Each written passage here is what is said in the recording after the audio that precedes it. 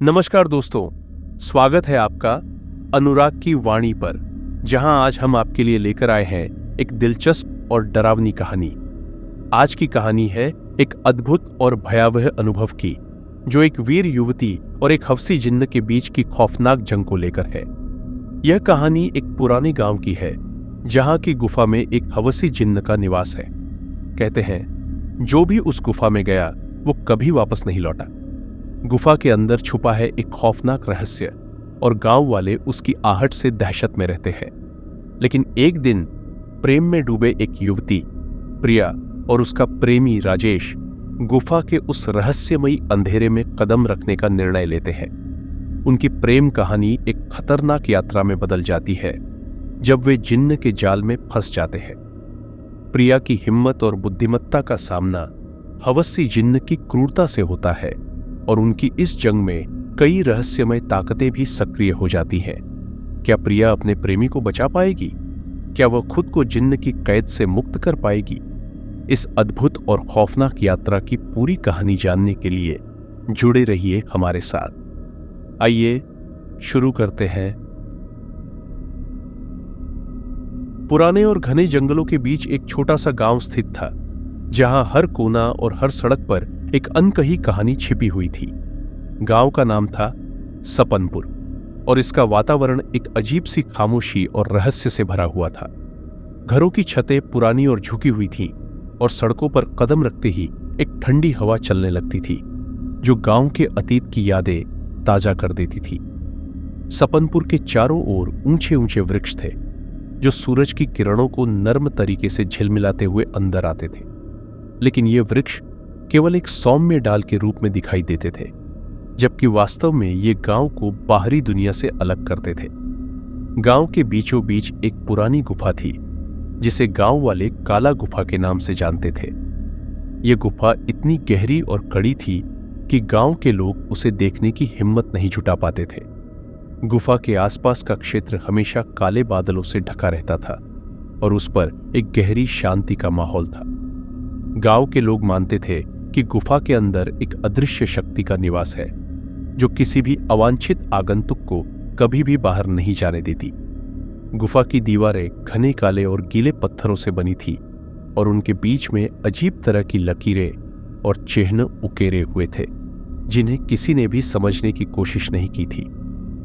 गांव के बुजुर्गों का कहना था कि गुफा में एक हवसी जिन्न का वास है। इस जिन्न की कहानी इतनी पुरानी थी कि इसे सुनाने वाले भी कभी कभी अपने शब्दों पर विश्वास नहीं करते थे। बुजुर्गों के अनुसार यह जिन्न अपनी हवस की तृप्ति के लिए हर उस व्यक्ति को शिकार बनाता था जो गुफा के करीब आता था। कहा जाता था कि जिन्न ने अपनी जिंदगी का अधिकांश समय गुफा के अंदर बिताया था और उसने अपनी हवस के लिए कई मासूम महिलाओं और युवतियों की आत्माओं को कैद कर लिया था। गुफा में प्रवेश करने वाला हर व्यक्ति, चाहे वह कितना भी साहसी क्यों ना हो, कभी भी बाहर वापस नहीं आता। जिन्न का सबसे भयानक गुण यह था कि वह किसी भी व्यक्ति की आत्मा को उसके शरीर से निकाल लेता था और फिर उसे अपने चंगुल में कैद कर लेता था। सपनपुर में यह किंवदंती इतनी प्रचलित हो चुकी थी कि किसी भी नई पीढ़ी के लोग गुफा के बारे में केवल कहानियां ही सुनते थे। बुजुर्ग हमेशा यह सलाह देते थे कि गुफा के पास कभी भी न जाए, और जो लोग गुफा के बारे में बात करते थे उन्हें हमेशा अजीब नजरों से देखा जाता था। गांव की इस अंधेरे कहानी और हवसी जिन्न की किंवदंती के बीच दो युवा पात्रों की कहानी छिपी हुई थी, प्रिया और राजेश। प्रिया एक सुंदर और साहसी युवती थी, जिसकी आंखों में जीवन की चमक और उत्साह था। उसकी हंसी में एक खास प्रकार की मिठास थी जो हर किसी को आकर्षित करती थी। प्रिया का दिल बहुत बड़ा था और वह हमेशा दूसरों की मदद करने के लिए तैयार रहती थी, लेकिन उसकी दयालुता की छवि के पीछे एक गहरी इच्छा भी छिपी हुई थी, अपने गांव से बाहर की दुनिया को जानने की। राजेश एक ऊंच नीच के हालात में भी सच्चाई और ईमानदारी के प्रतीक था। उसकी आंखों में एक अजीब सी चमक थी जो उसके साहसिकता और विश्वास को दर्शाती थी। राजेश और प्रिया का प्रेम संबंध एक आदर्श प्रेम कहानी था, जिसमें दोनों एक दूसरे के लिए सब कुछ करने को तैयार थे। गांव में रहने के बावजूद प्रिया और राजेश का दिल हमेशा बाहर की दुनिया में बसा हुआ था। उनके लिए सपनपुर एक ऐसी जगह थी जहां वे लंबे समय से बंधे हुए थे, लेकिन उनकी आंखें हमेशा एक नई जगह की तलाश में थी। इस कारण जब उन्होंने गुफा के बारे में सुना और उस पर चर्चा की तो उन्होंने एक साहसिक निर्णय लिया। वे गुफा की ओर जाएंगे और वहां के रहस्यों को जानने की कोशिश करेंगे। प्रिया और राजेश ने मिलकर योजना बनाई कि वे गुफा में घुसेंगे और उसके रहस्यों का पता लगाएंगे। उनका मानना था कि यदि वे गुफा के अंदर जाकर उसके रहस्यों को उजागर कर सके तो न सिर्फ वे अपने डर को पार कर सकेंगे, बल्कि गुफा की कहानी और उसके खतरों को भी समाप्त कर सकेंगे। इस साहसिक योजना के तहत उन्होंने गुफा की ओर अपने सफर की तैयारी शुरू की। प्रिया ने अपने साहस और बुद्धि का उपयोग करके गुफा के अंधेरे और खतरनाक माहौल का सामना करने का ठान लिया था, और राजेश ने अपनी ताकत और साहस के बल पर उनकी योजना को पूरा करने का संकल्प लिया था। गांव की किंवदंतियों और गुफा के अंधेरे रहस्यों के बीच प्रिया और राजेश का साहसिक कदम एक नई कहानी की शुरुआत कर रहा था। उनका यह निर्णय गांव के रहस्यों को उजागर करने और उनके प्यार को एक नई दिशा देने वाला था। इस प्रकार प्रिया और राजेश की कहानी एक नई शुरुआत की ओर इशारा कर रही थी, जहां उन्हें गुफा के अंधेरे रहस्यों का सामना करना होगा और अपने साहस और प्यार की परीक्षा देनी होगी। गांव के अंधेरे इतिहास और हवसी जिन्न की भयावह कहानियों के बावजूद प्रिया और राजेश का साहस अविचल था। एक गर्म चांदनी रात को उन्होंने अपने छोटे से बैग में कुछ आवश्यक सामान पैक किया। एक तीर और ढाल, कुछ खाने की सामग्री और एक पुराना तेल का दिया। उनके दिलों में गुफा के रहस्यों को उजागर करने की अदम्य इच्छा थी, जो उन्हें गांव की बंदिशों और डरावनी कहानियों से बाहर निकालने का एकमात्र तरीका लग रहा था। चांद की हल्की रोशनी में प्रिया और राजेश ने अपने सफर की शुरुआत की। गांव से बाहर निकलते ही उन्हें ऐसा लगा जैसे एक नई दुनिया में कदम रख रहे हों। आसमान में चमकते तारे और चांद की सुकून देने वाली चमक के बीच दोनों के चेहरे पर एक अद्वितीय उत्साह था। उन्होंने एक दूसरे का हाथ पकड़ा और एक वादा किया कि वे एक दूसरे का साथ कभी नहीं छोड़ेंगे, चाहे जो भी मुश्किलें सामने आए। सड़क की शुरुआत में ही जैसे ही वे गांव की सीमा पार करते हैं, जंगल का घना अंधेरा उन्हें घेरने लगता है। हवा की सरसराहट और जंगल के भीतर की चिरपिंग आवाजें उन्हें एक अजीब सी शांति और भय का एहसास कराती। लेकिन इस सब के बावजूद उनका साहस कम नहीं होता। जंगल के भीतर चलते हुए अचानक एक डरावनी आवाज उनके कानों में आती है, जैसे किसी जानवर की दहाड़ हो।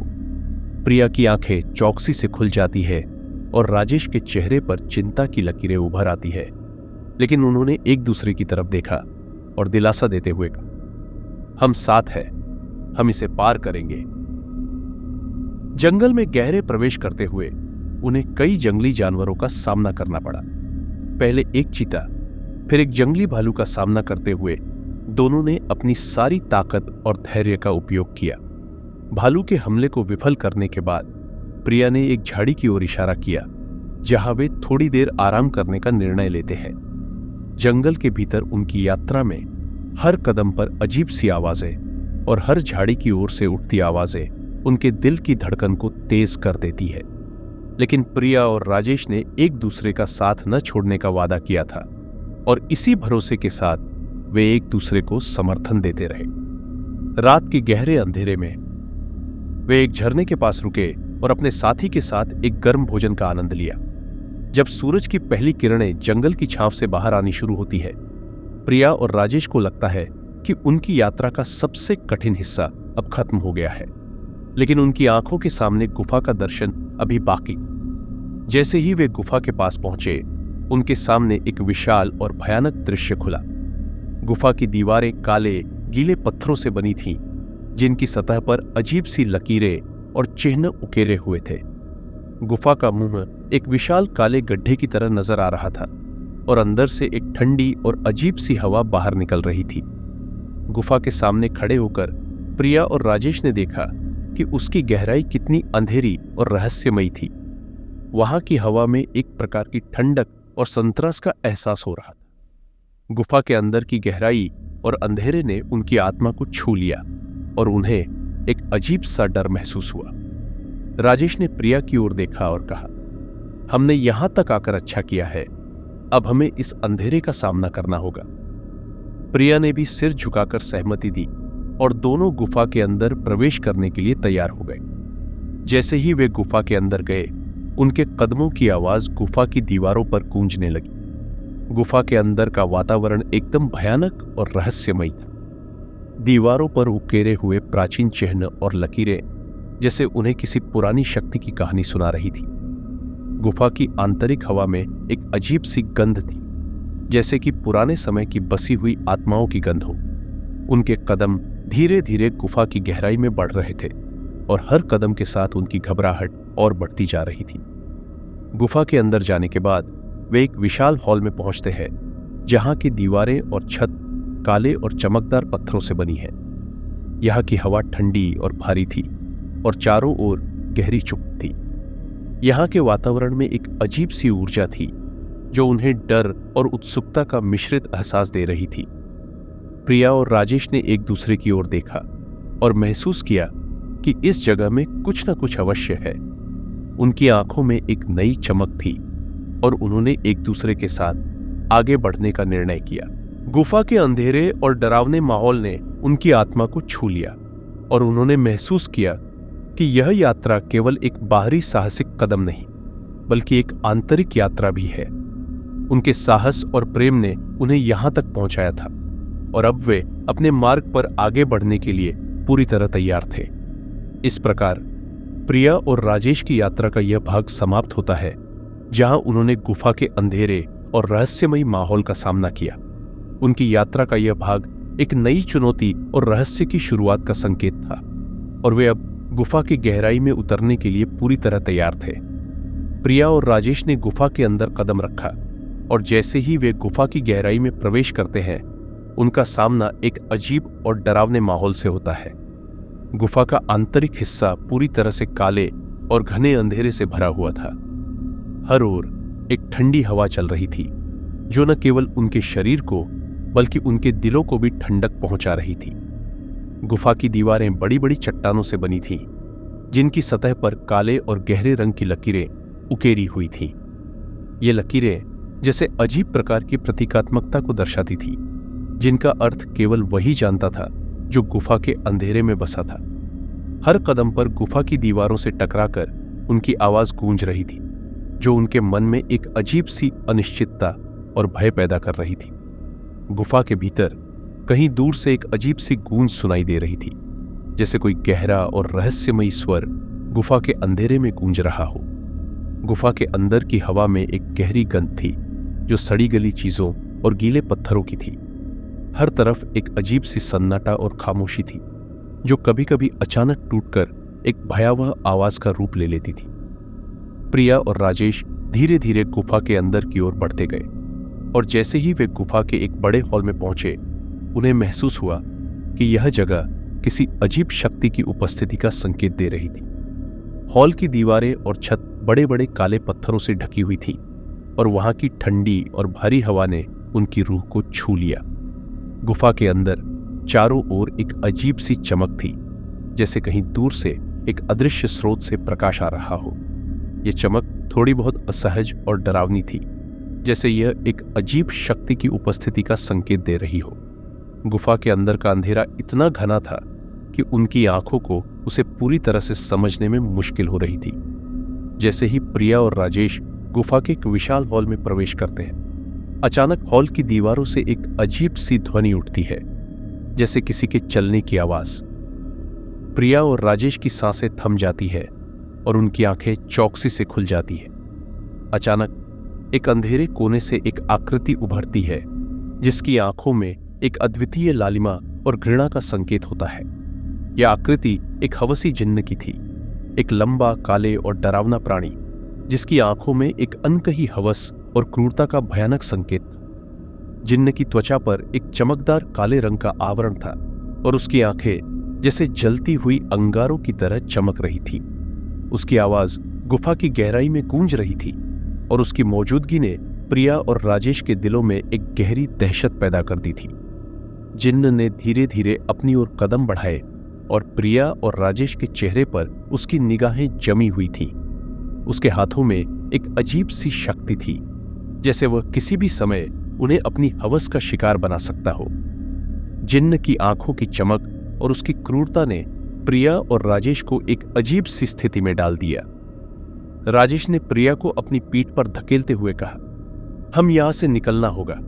यह जिन्न बहुत शक्तिशाली है, हमें सावधान रहना होगा। जिन्न की उपस्थिति ने एक भयावह स्थिति उत्पन्न कर दी थी और प्रिया और राजेश के दिल तेजी से धड़क रहे थे। जिन्न ने धीरे धीरे उनकी ओर बढ़ते हुए कहा, तुम दोनों यहां क्यों आए हो? क्या तुम नहीं जानते कि यह स्थान क्या छुपाए हुए है? राजेश ने एक साहसी कदम उठाते हुए जिन्न के सामने खड़ा हो गया और कहा, हम तुम्हारे डर से नहीं डरते, हम गुफा के रहस्यों को उजागर करने आए हैं। जिन्न की आंखों में एक खतरनाक चमक थी और उसने एक क्रूर हंसी हंसते हुए कहा, तुम्हारी यह बहादुरी तुम्हारी मौत का कारण बनेगी। इस गुफा में तुम दोनों के लिए कोई स्थान नहीं है। जिन्न ने अपनी शक्तियों का प्रदर्शन करते हुए एक अंधेरी बल की लहर छोड़ी जो राजेश और प्रिया को घेरने लगी। राजेश ने अपनी ढाल को इस्तेमाल करते हुए बल की लहर को रोकने की कोशिश की, लेकिन जिन्न की शक्ति बहुत अधिक थी। बल की लहर ने प्रिया को धक्का दे दिया और वह गिर पड़ी। राजेश ने प्रिया की ओर देखा और उसकी रक्षा करने की कोशिश की। उसने अपनी पूरी ताकत लगाते हुए जिन्न के साथ मुकाबला किया, लेकिन जिन्न की शक्ति और क्रूरता ने उसकी कोशिशों को विफल कर दिया। जिन्न ने अपनी हवसपूर्ण नजरों से प्रिया को घेर लिया और राजेश को एक कोने में धकेल दिया। जिन्न का हमला क्रूर था और उसकी शक्ति ने राजेश को अचंभित कर दिया। उसने अपनी पूरी ताकत लगाते हुए जिन्न का सामना करने की कोशिश की, लेकिन जिन्न की क्रूरता और हवस की तड़प ने उसे कमजोर कर दिया। जिन्न ने राजेश को पूरी तरह से पराजित कर दिया और प्रिया को अपनी पकड़ में ले लिया। जिन्न की शक्ति और क्रूरता ने राजेश को पूरी तरह से हार मानने पर मजबूर कर दिया। राजेश की कोशिशें सभी विफल हो चुकी थी और उसने जिन्न की हवसपूर्ण नजरों का सामना करते हुए अपने आप को पूरी तरह से थका हुआ पाया। जिन्न ने प्रिया को अपने कब्जे में ले लिया और उसकी हवस को पूरा करने के लिए तैयार हो गया। राजेश ने गुफा की दीवारों पर खुद को ढहते हुए देखा और उसने प्रिया को बचाने की हर संभव कोशिश की, लेकिन जिन्न की ताकत और उसकी हवस की तड़प ने उसे पूरी तरह से पराजित कर दिया। राजेश की आंखों में एक अनकहा दर्द था और उसने प्रिया की ओर देखा, जिसे जिन्न के चंगुल में फंसा हुआ पाया। इस प्रकार गुफा के अंदर का पहला सामना और राजेश की पराजय ने कहानी को एक नए मोड़ पर लाकर खड़ा कर दिया। प्रिया और राजेश के साहसिक प्रयासों के बावजूद जिन्न की क्रूरता और शक्ति ने उनके प्रयासों को विफल कर दिया था। अब गुफा के अंधेरे में एक नई चुनौती और रहस्य छिपा हुआ था, जिसे प्रिया को एक नई उम्मीद और साहस के साथ हल करना होगा। जिन्न ने प्रिया को अपनी शक्तिशाली गिरफ्त में ले लिया। गुफा के अंदर के एक अंधेरे कक्ष में जिन्न ने प्रिया को एक ठंडी और भयानक चट्टान पर बिठा दिया। कक्ष के चारों ओर अजीब सी खामोशी और गहरे अंधेरे का माहौल था। जिन्न की हवसपूर्ण नजरों और उसकी क्रूरता ने प्रिया के दिल को एक अद्वितीय डर और बेचैनी से भर दिया। प्रिया को महसूस हुआ कि उसके चारों ओर एक प्रकार की जादुई बंधन बन चुकी है, जो उसे किसी भी प्रकार की स्वतंत्रता प्रदान नहीं करती। जिन्न ने अपनी काली शक्तियों से उसे पूरी तरह से बंधक बना लिया था और प्रिया ने महसूस किया कि उसकी हर कोशिश बेकार हो रही थी। जिन्न ने अपनी हवस की तड़प को पूरा करने के लिए प्रिया के चारों ओर एक जादुई क्षेत्र बना दिया था, जो उसके कदमों को नियंत्रित करता था। प्रिया की आंखों में एक अनकहा डर था और वह अपनी स्थिति से निकलने के लिए संघर्ष कर रही थी। जिन्न के पास एक अजीब सी मुस्कान थी, जो उसकी क्रूरता और हवस की तड़प को दर्शा रही थी। वह प्रिया के करीब जाकर अपनी हवसपूर्ण नजरों से उसे घेरता और उसकी चुप्पी ने प्रिया को और भी भयभीत कर दिया। प्रिया ने अपनी स्थिति को महसूस करते हुए खुद को बचाने के लिए पूरी तरह से संघर्ष करना शुरू कर दिया। उसने अपनी सारी ताकत लगाकर जादुई बंधनों को तोड़ने की कोशिश की, लेकिन जिन्न की शक्तियां इतनी प्रभावशाली थीं कि उसकी कोशिशें बेकार हो जाती। प्रिया ने हर संभव प्रयास किया, लेकिन जिन्न की जादुई ताकत ने उसे पूरी तरह से थका दिया। प्रिया ने गुफा के अंधेरे को अपने आत्मबल को मजबूती देने के रूप में इस्तेमाल किया। उसने खुद को मानसिक रूप से मजबूत किया और जिन्न की चालाकी को समझने की कोशिश की। वह जानती थी कि जिन्न का हवसपूर्ण स्वभाव उसकी कमजोरियों का फायदा उठाने के लिए होता है और उसने अपनी मानसिक स्थिति को पूरी तरह से नियंत्रित करने की कोशिश की। प्रिया ने अपनी बुद्धिमत्ता का उपयोग करते हुए जिन्न के बंधनों को तोड़ने के तरीके ढूंढने की कोशिश की। उसने गुफा के चारों ओर के वातावरण का अध्ययन किया और जिन्न की शक्ति के स्रोत को पहचानने की कोशिश की। प्रिया ने अपनी पूरी ताकत और साहस का उपयोग करते हुए खुद को बचाने का प्रयास किया, लेकिन जिन्न की चालाकी और जादुई ताकत ने उसकी मुश्किलें और बढ़ा दी। जिन्न ने प्रिया की संघर्ष को देखकर एक अजीब सी हंसी हंसते हुए कहा, तुम अपनी किस्मत से भाग नहीं सकती। इस गुफा में मेरी ताकत का सामना करना तुम्हारे बस की बात नहीं है। तुम्हारे संघर्ष केवल तुम्हें और ज्यादा पीड़ा देंगे। जिन्न की कहानी के बारे में प्रिया ने धीरे धीरे कुछ जानकारी हासिल की। जिन्न ने प्रिया को एक ऐसी जगह पर कैद किया था जहां वह अपने अतीत की कुछ बातें साझा करने के लिए मजबूर हुआ। ये एक तरीका था जिन्न के हवस को प्रकट करने और प्रिया को डराने का। जिन्न ने अपनी कहानी शुरू की, मैं कभी एक महान शक्ति का मालिक था, एक देवता के रूप में, लेकिन मेरी हवस और लालच ने मुझे इस स्थिति में पहुंचा दिया। मैंने अपनी शक्तियों का उपयोग गलत तरीके से किया और इसके लिए मुझे सजा दी गई।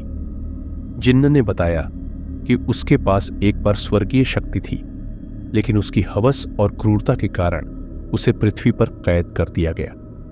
वह गुफा में एक प्राचीन शक्ति के द्वारा बंद किया गया था, जो उसकी हवस को पूरी तरह से नियंत्रित करने की कोशिश करती थी। जिन्न ने कहा कि उसकी हवस और क्रूरता की वजह से उसे इस गुफा में बंधक बना दिया गया और अब वह अपनी हवस की तड़प को पूरा करने के लिए किसी भी कीमत पर तैयार था। जिन्न ने बताया कि उसकी आत्मा में एक अजीब सी तड़प थी जो उसे हमेशा अपने शिकार को अपनी हवस का शिकार बनाने के लिए मजबूर करती थी। वह अपनी सजा को समाप्त करने के लिए और अपनी खोई हुई शक्तियों को वापस पाने के लिए किसी भी कीमत पर प्रयास कर रहा था। प्रिया ने जिन्न की कहानी को सुनकर महसूस किया कि वह केवल एक शिकार नहीं है, बल्कि एक ऐसा व्यक्ति है जो अपने अतीत के पापों को मिटाने की कोशिश कर रहा है। प्रिया ने समझा कि जिन्न की हवस केवल एक शिकार की तलाश नहीं है, बल्कि यह एक त्रासदी की कहानी है जो उसे अपने अतीत के साथ सुलझाने की कोशिश कर रही है।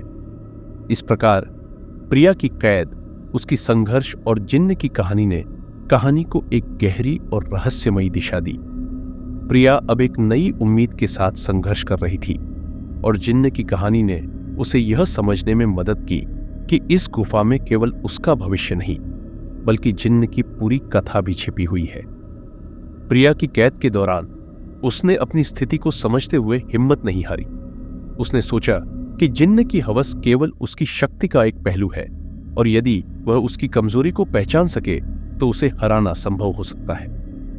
गुफा के अंधेरे और भयावह माहौल में प्रिया ने अपने दिल और दिमाग को एकजुट किया और जिन्न की कमजोरी का पता लगाने का प्रयास किया। प्रिया ने गुफा के चारों ओर ध्यान से देखा और महसूस किया कि गुफा में कुछ अजीब सी ऊर्जा महसूस हो रही थी। उसने देखा कि जिन्न अक्सर एक विशेष क्षेत्र में अधिक समय बिताता है और वहां से एक रहस्यमयी प्रकाश निकलता है।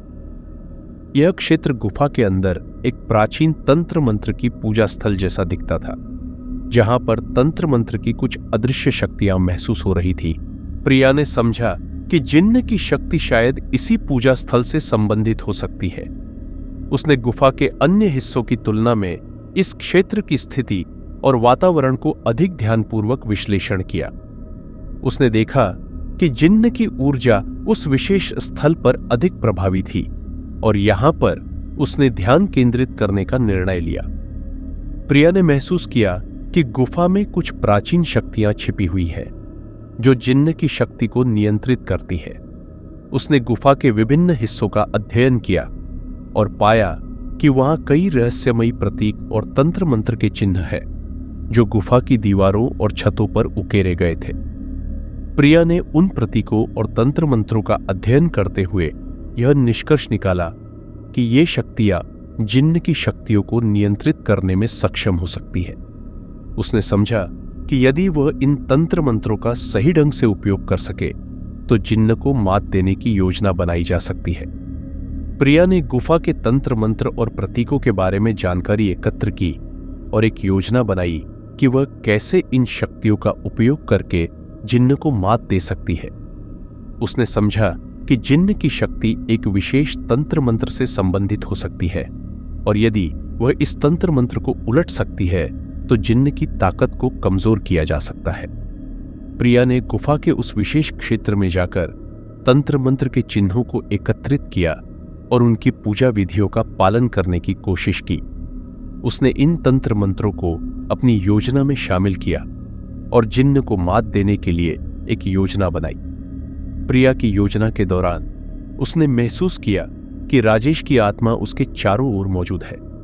गुफा की अंधेरी और रहस्यमयी वातावरण में प्रिया ने एक अदृश्य शक्ति का एहसास किया जो उसे किसी प्रकार की सहायता प्रदान करने का प्रयास कर रही थी। यह शक्ति राजेश की आत्मा की हो सकती थी जो प्रिया की मदद करने की कोशिश कर रही थी। प्रिया ने ध्यान केंद्रित किया और राजेश की आत्मा से संपर्क करने की कोशिश की। उसने गुफा के अंधेरे में ध्यान लगाते हुए राजेश की आत्मा को आवाज दी। धीरे धीरे एक हल्की सी ऊर्जा ने प्रिया को घेर लिया और राजेश की आत्मा की उपस्थिति का एहसास हुआ। राजेश की आत्मा ने प्रिया से कहा, प्रिया, तुम्हारी हिम्मत की मैं सराहना करता हूं। मैं तुम्हारी मदद करने के लिए यहां हूं। जिन्न की कमजोरी को जानने के लिए तुम्हें मेरी मदद की आवश्यकता होगी। राजेश की आत्मा ने प्रिया को बताया कि जिन्न की ताकत एक विशेष तंत्र मंत्र से जुड़ी हुई थी और यदि वह इस तंत्र मंत्र को समझ सके तो जिन्न को कमजोर किया जा सकता है। उसने प्रिया को कुछ संकेत दिए और गुफा के उस विशेष क्षेत्र में जाने की सलाह दी जहां पर जिन्न की शक्ति का स्रोत छिपा हुआ था। प्रिया ने राजेश की आत्मा की सलाह को मानते हुए अपनी योजना को पूरा करने का निर्णय लिया। उसने गुफा के उस विशेष क्षेत्र में जाकर तंत्र मंत्र के संकेतों को समझा और जिन्न की कमजोरी को पहचानने का प्रयास किया। प्रिया ने गुफा के तंत्र मंत्र को सही ढंग से समझा और उसकी योजना को निष्पादित करने के लिए तैयार हो गई। उसने गुफा के उस विशेष क्षेत्र में तंत्र मंत्र की पूजा विधियों का पालन किया और जिन्न की ताकत को कमजोर करने के लिए एक विशेष मंत्र का उपयोग किया। प्रिया ने धीरे धीरे तंत्र मंत्र की शक्तियों को जागृत किया और जिन्न की शक्ति को नियंत्रित करने का प्रयास किया। उसने गुफा के अंधेरे में मंत्रों का जाप किया और जिन्न की शक्ति को कमजोर करने के लिए ऊर्जा का प्रवाह बढ़ाया। जिन्न की ताकत धीरे धीरे कम होने लगी और उसकी हवसपूर्ण नजरें कमजोर होने लगी। प्रिया ने अपनी पूरी ताकत लगाते हुए जिन्न की कमजोरी को उजागर किया और उसे पूरी तरह से कमजोर करने की कोशिश की। जब प्रिया ने अपनी योजना को सफलतापूर्वक पूरा किया तो जिन्न की शक्ति पूरी तरह से खत्म हो गई। प्रिया ने गुफा के अंधेरे से बाहर निकलने का रास्ता ढूंढ लिया और अपनी स्वतंत्रता की ओर बढ़ी। प्रिया ने गुफा के विशेष क्षेत्र में अपनी योजना को अंतिम रूप देने के बाद उसने जान लिया कि जिन्न की शक्ति कमजोर हो रही है, लेकिन अब उसे जिन्न के खिलाफ अंतिम मुकाबला करना था। जिन्न की हवसपूर्ण नजरें अब और भी क्रूर और हिंसक हो गई थी क्योंकि उसकी ताकत धीरे धीरे कम हो रही। प्रिया की आंखों में एक नई दृढ़ता थी और उसने अपनी पूरी ताकत और साहस को संजोकर रखने का निर्णय लिया। प्रिया ने जिन्न से सामना किया और गुफा के अंधेरे में एक भयंकर संघर्ष शुरू हुआ। जिन्न ने अपनी पूरी शक्ति का उपयोग करते हुए प्रिया पर हमला किया और उसकी हवस की आग ने गुफा को और भी भयावह बना दिया। प्रिया ने अपनी बुद्धिमत्ता और तंत्र मंत्र की शक्तियों का उपयोग करके जिन्न की हमलों का सामना किया। प्रिया ने तंत्र मंत्र के विशेष विधियों का प्रयोग करते हुए जिन्न के हमलों को रोकने की कोशिश की। उसने जिन्न की कमजोरी को भांपते हुए उसे अपनी कमजोरी का सामना करने पर मजबूर किया। जिन्न ने प्रिया की बुद्धिमत्ता और हिम्मत को देखकर बौखलाहट में आ गया और उसने अपने अंधेरे रूप को और भी भयंकर बना दिया। प्रिया ने धीरे धीरे जिन्न की शक्तियों को कमजोर किया और उसने गुफा में उत्पन्न हो रहे भयंकर ऊर्जा के संकेतों का उपयोग किया। उसने जिन्न की शक्ति को समाप्त करने के लिए एक विशेष मंत्र का जाप किया और गुफा के अंधेरे को अपने पक्ष में बदल दिया। प्रिया के अंतिम संघर्ष के दौरान गुफा की शक्तियां भी अपने चरम पर पहुंच गईं। जिन्न की कमजोरी के साथ ही गुफा में अजीब सी हलचल होने लगी। गुफा की दीवारें और छतें अजीब सी आवाजें करने लगी और गुफा के अंधेरे में एक रहस्यमय प्रकाश फैलने लगा। जिन्न की शक्ति का स्रोत, जो गुफा के विशेष क्षेत्र में था, धीरे धीरे टूटने लगा। गुफा की दीवारों पर उकेरे गए तंत्र मंत्र और प्रतीक चमकने लगे और गुफा की पुरानी ऊर्जा सक्रिय हो गई। गुफा की शक्ति ने जिन्न को और कमजोर कर दिया और उसने प्रिया के खिलाफ अपने हमलों को नियंत्रित करना शुरू कर दिया। जिन्न की शक्ति के टूटने के साथ ही गुफा में भयंकर विस्फोट होने लगा। गुफा की दीवारों और छतों पर दरारें आ गईं और गुफा के भीतर एक अजीब सी ऊर्जा का प्रवाह होने लगा। प्रिया ने महसूस किया कि गुफा की शक्तियां अब एक अंतिम प्रयास में जिन्न को हराने के लिए सक्रिय हो गई है। प्रिया ने इस स्थिति को समझते हुए अपने मंत्र और तंत्र मंत्र का प्रयोग बढ़ा दिया। उसने गुफा के अंधेरे को नियंत्रित किया और जिन्न की शक्ति को पूरी तरह से समाप्त करने की कोशिश की। गुफा की दीवारों और छतों ने उसकी मदद की और जिन्न की ताकत पूरी तरह से समाप्त हो गई। गुफा की भयंकर शक्तियों के साथ ही जिन्न की शक्ति पूरी तरह से समाप्त हो गई। जिन्न ने अपनी हवस की तड़प के साथ संघर्ष किया, लेकिन प्रिया की बुद्धिमत्ता और साहस ने उसे हराने में मदद की। जिन्न की क्रूरता और हवस की आग अब शांत हो गई और उसने अंतिम बार एक भयानक चीख के साथ पराजय स्वीकार की। जिन्न का अंधेरा रूप धीरे धीरे भंग हो गया और उसकी आत्मा ने गुफा की अंधेरी हवा में विलीन हो गई। गुफा का अंधेरा अब खत्म हो गया और प्रिया ने एक नई रोशनी का अनुभव किया। प्रिया ने गुफा के बाहर जाने का रास्ता खोजा और गुफा के अंधेरे से बाहर निकली। बाहर की दुनिया ने उसे एक नई आशा और स्वतंत्रता का एहसास दिलाया। गुफा की दीवारों और छतों के टूटने के बाद प्रिया ने महसूस किया कि उसकी साहस और हिम्मत ने उसे जीवित रहने में मदद की। प्रिया की आंखों में एक नई चमक थी और उसने अपने अनुभवों से सीखा कि आत्मबल और बुद्धिमत्ता किसी भी संकट का सामना करने में मदद कर सकते हैं। उसने गुफा के अंधेरे को पीछे छोड़ दिया और एक नई शुरुआत की ओर कदम बढ़ाया। इस प्रकार प्रिया की साहसिकता और बुद्धिमत्ता ने हवसी जिन्न की हार का कारण बनी और गुफा के अंधेरे से बाहर निकलने में उसकी मदद की। उसने अपने संघर्ष के माध्यम से अपनी स्वतंत्रता को प्राप्त किया और अपने भविष्य की ओर बढ़ी। प्रिया ने गुफा के अंधेरे से बाहर आकर एक नई शुरुआत की। उसके चेहरे पर एक नई चमक थी और उसकी आंखों में विश्वास की एक नई किरण थी। गुफा से बाहर निकलते ही उसने गहरी सांस ली, जैसे उसने अपने जीवन की सबसे बड़ी परीक्षा को पार कर लिया हो। बाहर की दुनिया अब एक नई शुरुआत की तरह लग रही थी और प्रिया ने महसूस किया कि उसने अपनी जिजीविषा और साहस के बल पर एक बड़ी विजय प्राप्त की है। राजेश की आत्मा ने भी प्रिया की मुक्ति के बाद शांति प्राप्त की। गुफा की अंधेरी ऊर्जा में अब एक शांति का एहसास था और राजेश की आत्मा ने अपनी अंतिम यात्रा पूरी की। उसकी आत्मा ने प्रिया के पास से विदा ली और स्वर्गीय शांति की ओर बढ़ गई। प्रिया ने राजेश की आत्मा के लिए एक प्रार्थना की और उसने महसूस किया कि अब वह आत्मा अपने अतीत की पीड़ा से मुक्त हो गई है। गांव में जिन्न की मौत की खबर फैल गई और गांव वालों ने राहत की सांस ली। उन्होंने पाया कि जो खौफ और अंधकार गुफा से बाहर निकलता था वह अब समाप्त हो चुका था। गांव के बुजुर्गों और लोगों ने प्रिया की बहादुरी और उसकी जीत की कहानी सुनी और वे उसे एक नायक के रूप में देखने लगे। गांव में अब कोई भी गुफा के पास जाने से डर नहीं रहा था। जिन्न की मृत्यु ने गांव को एक नई जीवन शक्ति प्रदान की और गांव वाले अब अपने जीवन को नई उम्मीद और खुशियों के साथ जीने लगे। प्रिया की कहानी ने गांव वालों को साहस और विश्वास की एक नई प्रेरणा दी और उन्होंने अपने पुराने डर और अंधकार को पीछे छोड़ दिया। प्रिया की कहानी हमें यह सिखाती है कि साहस, प्रेम और बुद्धिमत्ता किसी भी कठिनाई को पार करने में हमारी सबसे बड़ी शक्ति होते हैं। प्रिया ने अपने जीवन के सबसे कठिन दौर में अपने साहस और बुद्धिमत्ता को अपनाया और जिन्न की शक्तियों को हराया। उसकी कहानी यह दिखाती है कि कठिनाइयों के बावजूद अगर हम अपने आत्मबल और विश्वास को बनाए रखें तो हम किसी भी अंधेरे को पार कर सकते हैं और अपने भविष्य की ओर एक नई शुरुआत कर सकते हैं। राजेश की आत्मा की शांति और गांव वालों की राहत इस बात का प्रमाण है कि अच्छाई और साहस अंततः जीत जाते हैं।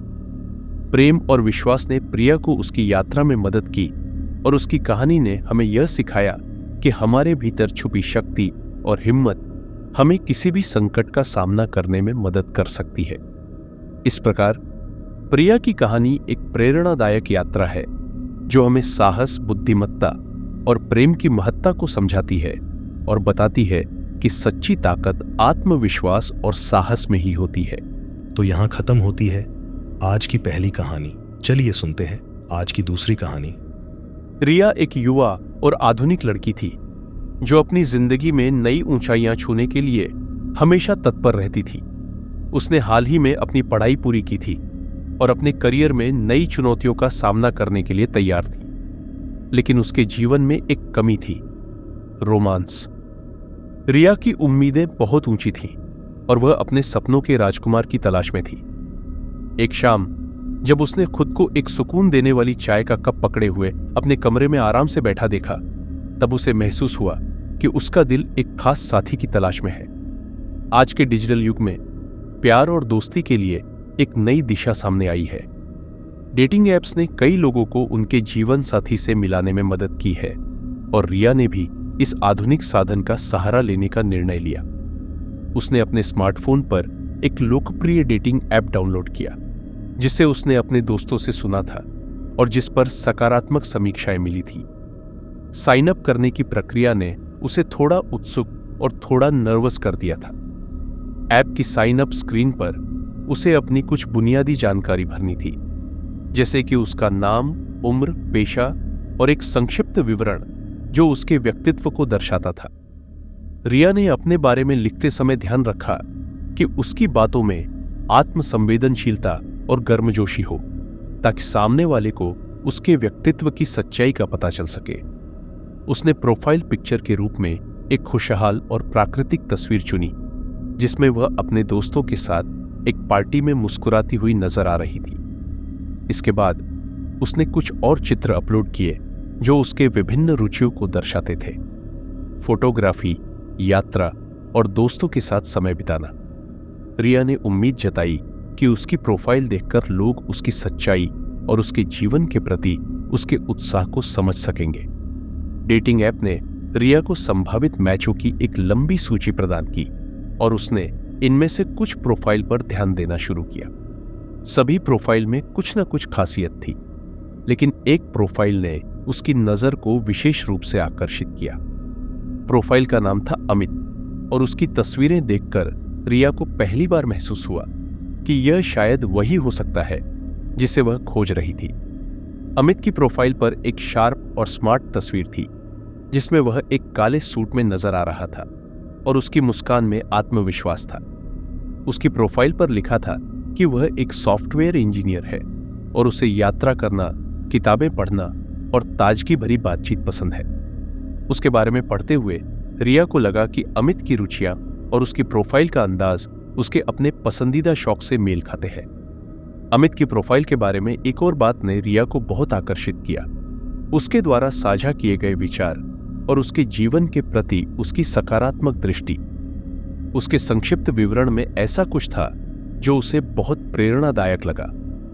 यह सब देखकर रिया को लगा कि शायद अमित उसके जीवन का। रिया ने अमित की प्रोफाइल को लाइक किया और उसकी पहली चैट शुरू की। शुरुआत में बातचीत थोड़ी औपचारिक थी, लेकिन जैसे जैसे समय बीतता गया दोनों ने एक दूसरे के बारे में अधिक जानना शुरू किया। अमित ने खुद को एक स्मार्ट और विनम्र व्यक्ति के रूप में पेश किया, जिसकी बातचीत में आत्मविश्वास और ईमानदारी झलकती थी। रिया ने अमित से उसके शौक और रुचियों के बारे में पूछना शुरू किया और अमित ने भी रिया के बारे में उत्सुकता दिखाई। उनकी चैट्स में एक ताजगी थी और दोनों ने बहुत ही सहजता से अपने विचारों और भावनाओं को साझा किया। यह बातचीत धीरे धीरे गहरी और अधिक व्यक्तिगत होती गई और रिया को महसूस हुआ कि अमित एक ऐसा व्यक्ति हो सकता है जिसे वह जानना चाहती है। अमित की ओर से नियमित रूप से भेजी गई तस्वीरें भी रिया को बहुत आकर्षित करती थी। ये तस्वीरें न सिर्फ उसकी बाहरी सुंदरता को दर्शाती थी, बल्कि उसकी आत्मविश्वास और मुस्कान को भी सामने लाती थी। रिया को यह सब देखकर विश्वास हुआ कि अमित एक अच्छा साथी बन सकता है। रिया और अमित की पहली चैट की शुरुआत कुछ साधारण सवालों और जवाबों से हुई, जैसे कि तुम्हारा दिन कैसा रहा या क्या तुमने हाल ही में कोई नई किताब पढ़ी है। लेकिन जैसे जैसे बातचीत आगे बढ़ी, दोनों ने महसूस किया कि उनके बीच एक सहजता है जो एक सामान्य बातचीत से कहीं अधिक। रिया ने अमित से उसके काम के बारे में पूछा और अमित ने खुशी से बताया कि वह एक सॉफ्टवेयर इंजीनियर है जो अपने काम के अलावा अपने शौक जैसे यात्रा और फोटोग्राफी में भी दिलचस्पी रखता है। तुम्हारी प्रोफाइल में लिखा है कि तुम्हें यात्रा करना पसंद है, क्या तुम्हें कोई खास जगह यादगार लगी? रिया ने उत्सुकता से पूछा।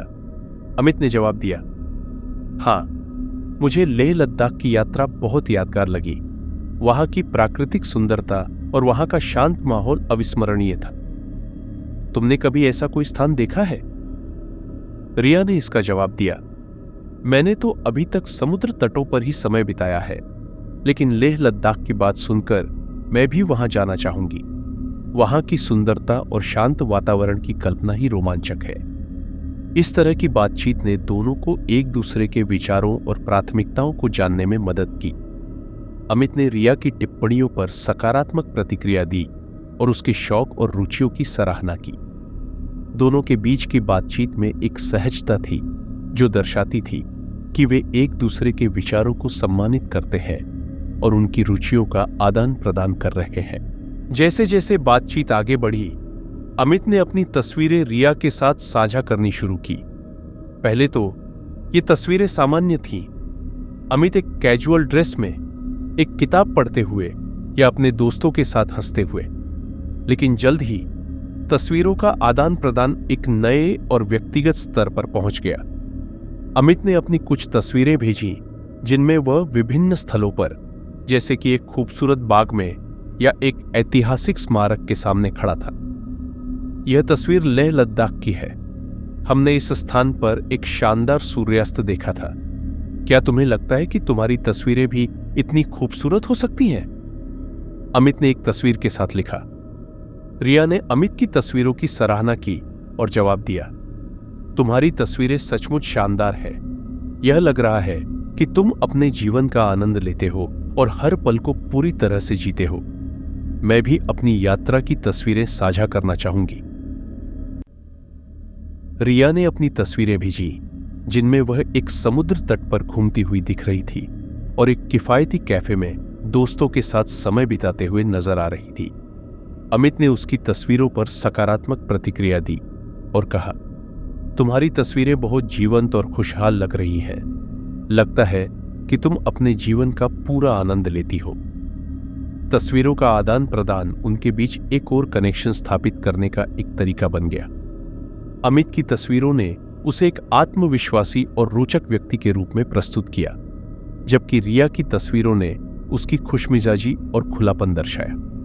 दोनों ने अपनी तस्वीरों के माध्यम से एक दूसरे के जीवन को थोड़ा थोड़ा समझने की कोशिश की और इस प्रक्रिया में एक गहरी कनेक्शन महसूस किया।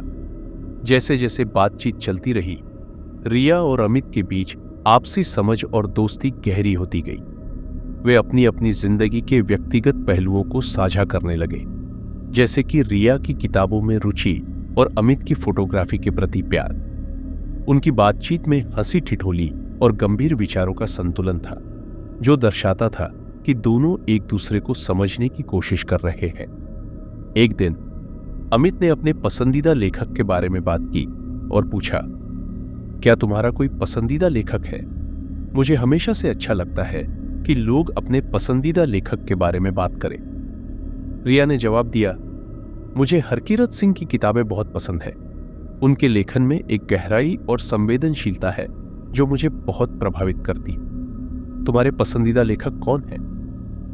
अमित ने जवाब दिया, मुझे भी हरकीरत सिंह की किताबें बहुत पसंद है। उनकी शैली और कहानियां वास्तव में दिल को छूने वाली होती है। ऐसा लगता है कि हम दोनों की साहित्यिक पसंद काफी मेल खाती है।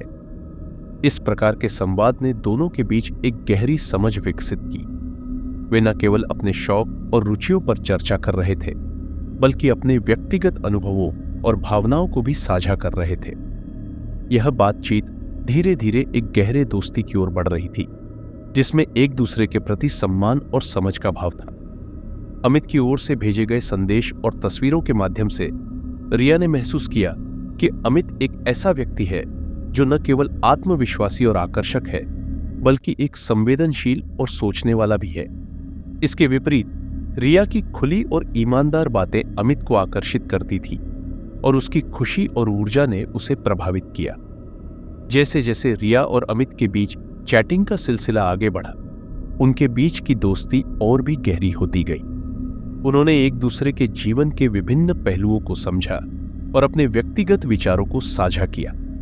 अमित की बातें और विचार रिया को बहुत प्रभावित कर रहे थे और वह उसे जानने में अधिक रुचि रखने लगी थी। एक शाम जब रिया ने अपने काम से थोड़ा समय निकाला और अपने सोफे पर आराम से बैठ गई, उसके पास अमित का एक नया संदेश आया। अमित ने लिखा, रिया, हम दोनों ने काफी अच्छे से बातचीत की है और मैं सोच रहा था कि क्यों ना हम एक बार आमने सामने मिले। मुझे लगता है कि एक मुलाकात हमारी बातचीत को और भी गहरा और वास्तविक बना सकती है। क्या तुम इस प्रस्ताव पर विचार करोगी? रिया ने अमित के संदेश को पढ़ा और उसे एक नई आशा और उत्सुकता का अनुभव हुआ। उसने सोचा कि यह उनके रिश्ते को एक नई दिशा देने का एक अच्छा अवसर हो सकता है। उसने तुरंत जवाब दिया, मुझे तुम्हारा प्रस्ताव बहुत अच्छा लगा। मैं भी चाहती हूं कि हम एक बार आमने सामने मिले। चलो इसे योजना बनाते हैं। अमित और रिया के बीच मुलाकात की तारीख और स्थान तय करने की प्रक्रिया बहुत ही विचारशील और सावधानीपूर्वक थी। अमित ने सुझाव दिया कि वे एक ऐसे स्थान पर मिले जो दोनों के लिए आरामदायक हो और जहां वे आराम से बातचीत कर सकें।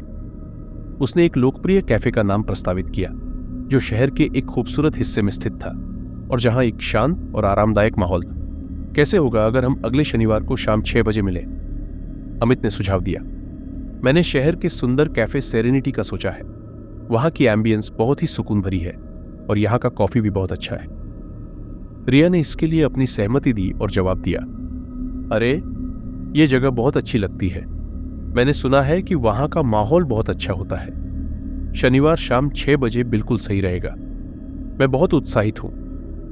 तारीख और समय तय हो जाने के बाद रिया और अमित ने एक दूसरे को अपने फोन नंबर दिए ताकि किसी भी अंतिम मिनट की जानकारी या बदलाव के लिए संपर्क किया जा सके। इस समय रिया के मन में एक नई उत्सुकता और जिज्ञासा पैदा हो गई थी। वह सोच रही थी कि यह मुलाकात कैसी होगी और क्या वह अमित के बारे में जानने में सक्षम होगी, जैसे वह अपने चैट्स में महसूस कर रही थी। जैसे जैसे मुलाकात की तारीख नजदीक आ रही थी, रिया ने अपनी तैयारी शुरू कर दी। उसने सोचा कि यह एक खास अवसर था और वह इस दिन को खास बनाना चाहती थी। उसने अपने कपड़ों से लेकर अपने मेकअप तक सब कुछ सावधानीपूर्वक चुना। पहले तो रिया ने अपने कपड़े चुने। उसने सोचा कि उसे एक ऐसा आउटफिट पहनना चाहिए जो उसके आत्मविश्वास को बढ़ाए और जो आरामदायक भी हो। उसने एक सुंदर और आरामदायक ड्रेस चुनी जो उसकी पसंदीदा रंगों में थी और जो उसके व्यक्तित्व को भी दर्शाती थी। रिया ने अपने कपड़े पहनने से पहले उन्हें अच्छे से इस्त्री किया और अपने जूते भी साफ किए ताकि वे पूरी तरह से तैयार हो सके। इसके बाद रिया ने अपने मेकअप और हेयर स्टाइल पर ध्यान दिया। उसने हल्का मेकअप किया जो उसकी प्राकृतिक सुंदरता को बनाए रखे और उसे सहज महसूस कराए। उसने अपने बालों को एक साधारण लेकिन सुंदर तरीके से सेट किया जिससे वह आत्मविश्वास के साथ बाहर जा सके। रिया ने यह सुनिश्चित किया कि वह सहज और सुंदर दिखे ताकि वह अपनी मुलाकात के लिए पूरी तरह से तैयार हो सके। मुलाकात के दिन रिया ने अपना फोन चार्ज किया और एक छोटी सी हैंडबैग तैयार की जिसमें उसने अपनी जरूरी चीजें रखीं, जैसे कि मोबाइल फोन, कुछ पैसे और एक छोटी सी नोटबुक जिसमें उसने कुछ महत्वपूर्ण बातें लिखी थीं। उसने सोचा कि अगर बातचीत में कोई मुद्दा सामने आता है या अगर उसे कुछ याद रखना हो तो वह अपनी नोटबुक का उपयोग कर सकती है। रिया की खुशी और उत्सुकता बढ़ रही थी, लेकिन उसने खुद को शांत बनाए रखने की कोशिश की। वह जानती थी कि यह एक महत्वपूर्ण दिन था और उसे अपनी भावनाओं को नियंत्रण में रखना था। उसने अपने आप को शांत और सकारात्मक महसूस करने के लिए थोड़ी देर ध्यान भी किया और अपनी ऊर्जा को सही दिशा में लगाने की कोशिश की। जब शनिवार की शाम आई तो रिया के दिल की धड़कनें तेज हो गईं। उसने समय पर कैफे में पहुंचने के लिए अपनी योजना बनाई थी। वह चाहती थी कि वह पहले वहां पहुंचे ताकि वह कैफे के माहौल को समझ सके और थोड़ा आराम कर सके। रिया ने समय पर तैयार होकर कैफे के लिए निकल गई। जैसे ही वह कैफे के बाहर पहुंची, उसने देखा कि यह एक खूबसूरत और शांत जगह थी, जिसमें हर कोने में हरी भरी पौधों की सजावट थी और सुकून भरी संगीत की धुनें चल रही थी। कैफे के दरवाजे पर लगी हल्की रोशनी और गर्म माहौल ने उसे सुकून का अनुभव कराया। अमित भी समय पर आया था। रिया ने उसे एक कोने की टेबल पर बैठा हुआ देखा और उसने उत्सुकता से उसके पास जाकर उसका अभिवादन किया। अमित ने मुस्कुराते हुए उसका स्वागत किया और कहा, हाय रिया, तुम बहुत खूबसूरत लग रही हो। रिया ने शर्माते हुए जवाब दिया, धन्यवाद अमित, तुम भी बहुत अच्छे लग रहे हो। दोनों ने बैठने के बाद कैफे के मेनू को देखा और कुछ ऑर्डर किया। बातचीत की शुरुआत में दोनों ने अपने सामान्य जीवन के बारे में बात की और अपनी मुलाकात को आनंददायक बनाने के लिए विचारों का आदान प्रदान किया। अमित ने अपनी पसंदीदा कॉफी की तारीफ की और रिया ने बताया कि उसे कैफे की मिठाइयां बहुत पसंद आई। दोनों ने एक दूसरे के शौक और रुचियों पर चर्चा की और अपने जीवन के बारे में कुछ व्यक्तिगत बातें साझा की। अमित ने रिया से पूछा, तुम्हारे जीवन में ऐसा क्या है जो तुम्हें बहुत खुशी देता है? रिया ने जवाब दिया, मेरे दोस्तों और परिवार के साथ बिताया गया समय मुझे बहुत खुशी देता है। इसके अलावा जब मैं अपनी पसंदीदा किताबें पढ़ती हूं या नई जगहों की यात्रा करती हूं तो मुझे बहुत अच्छा लगता है।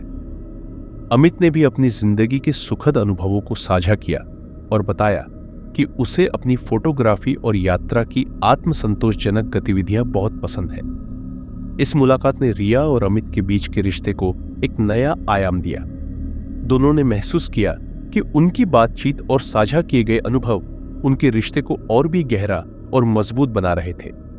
इस दिन की मुलाकात ने रिया को एक नई ऊर्जा दी और उसे महसूस हुआ कि वह सही दिशा में जा रही है। दोनों ने एक दूसरे के साथ समय बिताने का आनंद लिया और यह सुनिश्चित किया कि उनकी बातचीत और दोस्ती अब और भी मजबूत हो। शनिवार की शाम का सूर्य धीरे धीरे अस्त हो रहा था और रिया के दिल की धड़कनें तेज हो गई थी।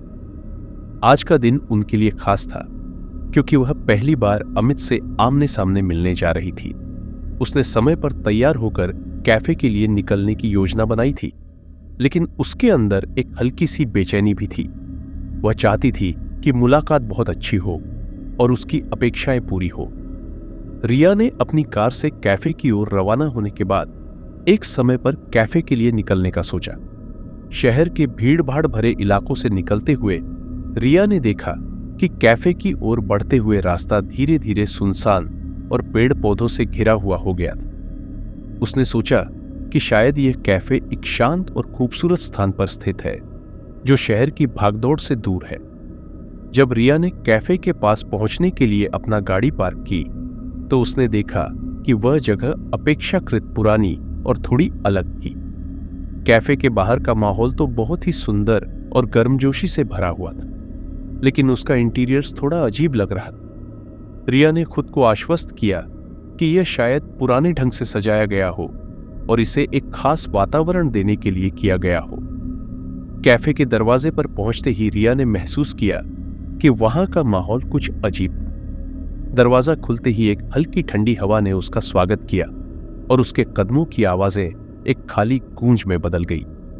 कैफे का अंदरूनी हिस्सा अपेक्षाकृत सुनसान और भव्य था, लेकिन कुछ हिस्सा अंधेरे और पुरानी सजावट से भरा हुआ था। रिया ने अपने मन को शांत रखते हुए कदम बढ़ाया, लेकिन उसकी आंखों को एक अजीब सी छाया महसूस हो रही थी। जैसे ही वह अंदर गई, उसने देखा कि कैफे की दीवारों पर कुछ पुरानी तस्वीरें और चित्र लगाए गए थे जो एक समय की कहानी बयां करते थे। इन तस्वीरों ने उसे थोड़ा आश्चर्यचकित किया क्योंकि इनका रंग फीका था। और उनमें एक रहस्यमय सा एहसास था।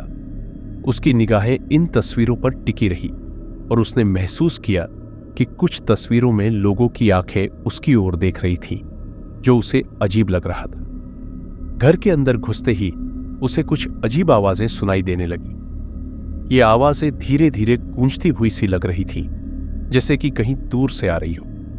रिया ने अपने कानों को झटका और अपने ध्यान को केंद्रित करने की कोशिश की, लेकिन आवाजें बार बार लौट कर आ रही थी। उसने सोचा कि शायद कैफे के भीतर कुछ ध्वनि संबंधी समस्याएं हों, लेकिन यह अनुभव उसे असहज बना रहा था। रिया ने कैफे के एक कोने की टेबल की ओर बढ़ते हुए वहां की सजावट और माहौल को और ध्यान से देखा। कैफे के अंदर कई पुरानी चीजें और सजावटी वस्तुएं थीं, जो शायद एक समय के बारे में बताती थी। एक कोने में पुरानी किताबें, कैंडल्स और पुराने समय की वस्तुएं रखी हुई थीं, जो एक अतीत की छाप छोड़ रही थी। जब रिया ने टेबल पर बैठे हुए इंतजार करना शुरू किया, तो उसने देखा कि कैफे की कुछ पुरानी तस्वीरें दीवार पर उलटी लटकी हुई थीं। इन तस्वीरों में कई पुरानी शैली के चित्र थे, लेकिन उनकी उपस्थिति कुछ अजीब और असामान्य थी। कुछ तस्वीरें इतनी धुंधली थीं कि उनकी पहचान करना मुश्किल था, और उनमें से कुछ तस्वीरें केवल एक धुंधले आकार को दर्शाती थीं। रिया ने कैफे के अंदर एक पुराना घड़ी की आवाज सुनी, जो हर एक सेकंड पर टिक टिक कर रही थी। यह आवाज धीरे धीरे उसकी सोच पर असर डाल रही थी और उसे थोड़ा असहज महसूस करा रही थी। उसने सोचा कि यह कैफे का माहौल शायद इस तरह से सजाया गया है, लेकिन उसने खुद को आश्वस्त किया कि यह सब उसकी कल्पना हो सकती है। जैसे ही समय बीतता गया, रिया ने महसूस किया कि उसके अंदर कुछ अजीब बातें हो रही हैं। उसके चारों ओर की छायाएं और आवाजें उसकी सोच को प्रभावित कर रही थी। उसने अपनी घड़ी देखी और सोचा कि शायद अमित अब तक यहां पहुंच चुका होगा। उसने अपने मन को शांत रखने की कोशिश की और अपने आप को संयमित रखने का प्रयास किया। रिया के मन में अजीब अनुभवों के बावजूद उसने खुद को शांत और सकारात्मक बनाए रखने की कोशिश की। तभी उसने देखा कि अमित कैफे के दरवाजे से प्रवेश कर रहा। अमित ने मुस्कुराते हुए रिया की ओर देखा और उसके पास आया। उसकी उपस्थिति ने रिया के दिल की धड़कनों को कुछ हद तक शांत किया। हाय रिया, तुम यहां हो, अमित ने खुशी से कहा और उसकी ओर बढ़ा। रिया ने उत्तर दिया, हाय अमित, तुम समय पर आए हो, मुझे खुशी है कि हम मिल सके। अमित ने एक हंसमुख अंदाज में कहा, मुझे भी खुशी है। मैंने सोचा कि हम एक अच्छा समय बिताएंगे। कैफे का माहौल कैसा है? रिया ने थोड़ा झिझकते हुए कहा, यह थोड़ा अलग है, लेकिन मुझे लगता है कि हमें यहां अच्छी बातों का अनुभव होगा। चलो बैठते हैं। दोनों ने टेबल के चारों ओर बैठकर अपनी बातचीत शुरू की। अमित ने कैफे की सजावट पर ध्यान दिया और कहा, यह जगह थोड़ी पुरानी लगती है, लेकिन इसका अपना एक खास आकर्षण है। रिया ने सहमति जताते हुए कहा, हाँ, इसमें एक रहस्यमय सा एहसास है। तुम्हें क्या लगता है, क्या हम यहां कुछ अच्छा समय बिता सकेंगे? अमित ने मुस्कुराते हुए जवाब दिया, मैं पूरी तरह से आश्वस्त हूं कि हम अच्छा समय बिताएंगे। चलो अपने अनुभव साझा करते हैं और देखते हैं कि यह मुलाकात हमारे लिए कितनी खास बनती है। रिया और अमित की बातचीत धीरे धीरे गर्माहट और सहजता की ओर बढ़ी। उन्होंने अपने जीवन के विभिन्न पहलुओं पर चर्चा की और उनके बीच की बातचीत ने कैफे के अजीब माहौल को धीरे धीरे भुला दिया। इस प्रकार रिया ने महसूस किया कि उनकी मुलाकात में कुछ खास बातें थी और अमित की उपस्थिति ने उसे एक नई ऊर्जा और सकारात्मकता प्रदान की। हालांकि कैफे का माहौल थोड़ा अजीब था, लेकिन अमित के साथ बिताया गया समय उसे एक नई दिशा देने वाला महसूस हुआ। रात की गहराई और अंधेरे के बावजूद रिया ने महसूस किया कि अमित के साथ की गई यह मुलाकात उनके रिश्ते की एक नई शुरुआत हो सकती है। उनके बीच की बातचीत और साझा किए गए अनुभव ने उन्हें एक नए और रोमांचक यात्रा पर ले जाने का संकेत दिया। रिया और अमित के बीच की मुलाकात शुरुआत में तो बहुत ही सहज और आनंददायक प्रतीत हो रही थी। हालांकि जैसे जैसे समय बीतता गया, रिया ने कैफे की अजीबोगरीब सजावट और वातावरण की अनदेखी करने की कोशिश की और अमित के साथ बातचीत में पूरी तरह से शामिल हो गई। वे अपने शौक, जीवन के अनुभवों और व्यक्तिगत विचारों पर चर्चा कर रहे थे और इस प्रकार की बातचीत ने रिया को उत्साहित किया था। अमित ने एक गर्म हंसी के साथ रिया की बातों का जवाब दिया और कुछ हल्के फुल्के मजाक भी किए। रिया ने महसूस किया कि अमित एक विनम्र और ईमानदार व्यक्ति है और उसकी उपस्थिति ने कैफे के अजीब माहौल को काफी हद तक भुला दिया था। लेकिन अचानक बातचीत के बीच अमित ने एक अप्रत्याशित कदम उठाया। उसने कहा, रिया, तुमसे मिलकर बहुत अच्छा लगा। मैं सोच रहा था कि क्यों ना हम यहां थोड़ी देर और बैठे और तुम्हें मेरी पसंदीदा जगह दिखाऊं। रिया ने थोड़ी असमंजस में कहा, पसंदीदा जगह? क्या तुम बताना चाहोगे कि वो कहां है? अमित ने मुस्कुराते हुए कहा, हां बिल्कुल, लेकिन इसके लिए हमें कैफे के एक छोटे से हिस्से में जाना होगा। चलो, मैं तुम्हें वहां दिखाता हूं। रिया ने सोचा कि यह एक साधारण सा प्रस्ताव हो सकता है और उसने अमित की बात मानने का निर्णय लिया। दोनों ने कैफे के अंदर एक पुराने हिस्से की ओर बढ़ना शुरू किया, जो पहले से ही रिया को थोड़ा अजीब लग रहा था। अमित ने एक पुरानी सी सीढ़ी की ओर इशारा किया और कहा, हमारे पास एक छिपा हुआ कोना है जो बहुत खास है। अमित के साथ चलते हुए रिया ने महसूस किया कि कैफे का अंदरूनी हिस्सा और भी पुराना और अजीब हो गया था। दीवारों पर कीचड़ और पुरानी घास की गंध थी और हर कदम पर उसकी आंखों को एक अजीब सी छाया महसूस हो रही थी। जैसे ही वे सीढ़ियों पर चढ़े, एक गहरी और ठंडी हवा ने उनका स्वागत किया। अमित ने एक खींची हुई मुस्कान के साथ रिया की ओर देखा और कहा, बस थोड़ा और आगे, यहां पहुंचने पर तुम्हें सच में एक अच्छा अनुभव होगा। रिया ने थोड़ी असहजता महसूस की, लेकिन उसने अपने डर को छुपाते हुए अमित के साथ चलना जारी रखा। उन्होंने एक दरवाजा खोला जो अंदर की ओर खुलता था। दरवाजा खुलते ही रिया की आंखों के सामने एक अजीब दृश्य था। वहां एक पुराना और धुंधला कमरा था, जिसमें एक अजीब सी छाया और धुंध का माहौल था। अमित ने धीरे धीरे कमरे का दरवाजा खोलते हुए कहा, यह है मेरा पसंदीदा कोना। यहां मैं बहुत समय बिताता हूं। जैसे ही रिया ने अंदर कदम रखा, उसका दिल तेजी से धड़कने लगा। कमरे के अंदर हर जगह पुराने वस्त्र, पुरानी किताबें और एक अजीब से उपकरण बिखरे हुए थे। दीवारों पर अजीब प्रकार के चित्र और प्रतीक बने हुए थे और हवा में एक ठंडी और असामान्य सी गंध फैली हुई थी। अमित ने कमरे के कोने में खड़ा होकर कहा, यह जगह मेरे लिए बहुत खास है। यहां मैं अक्सर अपने विचारों को एकत्र करता हूं। लेकिन तभी अमित ने एक अजीब और भयावह तरीके से अपनी उपस्थिति बदल दी। उसकी आकृति अचानक बदल गई और उसने एक डरावनी और भयानक रूप धारण कर लिया। रिया ने देखा कि अमित की शारीरिक आकृति, जो पहले आकर्षक और आत्मविश्वासी लग रही थी, अब एक डरावनी और असामान्य आकृति में बदल चुकी थी। उसकी त्वचा सफेद और पारदर्शी थी और उसकी आंखें चमक रही थीं, जो अंधेरे में चमकती हुई लग रही थी। रिया ने भय और आश्चर्य से भरी आंखों के साथ अमित की ओर देखा। उसकी समझ में नहीं आ रहा था कि यह सब कैसे हुआ। वह कांपते हुए और डर के मारे बेताब होते हुए कहा, तुम कौन हो? यह सब क्या हो रहा है? अमित ने एक अजीब हंसी के साथ जवाब दिया, रिया, तुम्हारे लिए यह सच स्वीकार करना कठिन होगा, लेकिन मैं वही हूं जो तुमने सोचा नहीं था। मैंने तुम्हें अपनी असली पहचान छुपाने के लिए इन तस्वीरों का उपयोग किया। रिया की आंखें और भी बड़ी हो गई और उसने एक कदम पीछे हटते हुए कहा, तुमने मेरे साथ झूठ बोला। तुम कौन हो और क्यों ऐसा कर रहे हो? अमित ने अपनी भयानक आकृति को स्पष्ट करते हुए कहा, मैं एक ऐसा व्यक्ति हूं जो अपनी असली पहचान छुपाना चाहता था। यह मेरा तरीका है कि मैं लोगों को अपनी तरफ आकर्षित कर सकूं और फिर उनकी असली पहचान का पता लगा सकूं। यह सब मेरी एक बड़ी योजना का हिस्सा है। रिया ने डर के मारे बेताब होते हुए कहा, तुम्हारी योजना क्या है? मुझे बताओ, तुम मुझसे क्या चाहते हो? अमित ने धीरे धीरे और ठंडी आवाज में कहा, मैं चाहता हूं कि तुम मेरी योजना का हिस्सा बनो। तुमने मेरे साथ बातचीत की और अब मैं चाहता हूं कि तुम मेरे साथ जुड़ो। तुम मेरी योजना का हिस्सा बनोगी या तुम्हें भी वैसे ही बंधक बना लिया जाएगा जैसा मैंने दूसरों को किया है।